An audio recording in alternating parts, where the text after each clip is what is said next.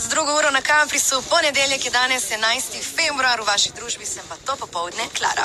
In na telefonski liniji direktno z ciklona Valter Grizančič, ki nam bo povedal, ali dobimo sneg, ali pa bo to pomladno vreme razvajalo vse naše v naslednjih dneh ali pa celo tednih.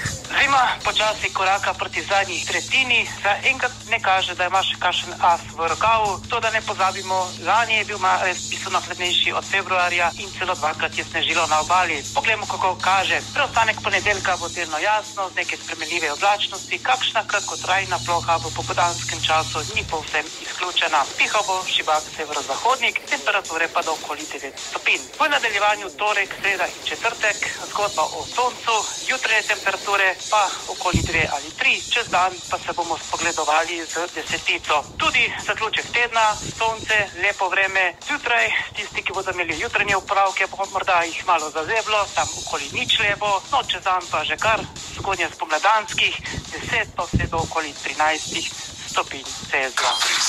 Obala je zakon.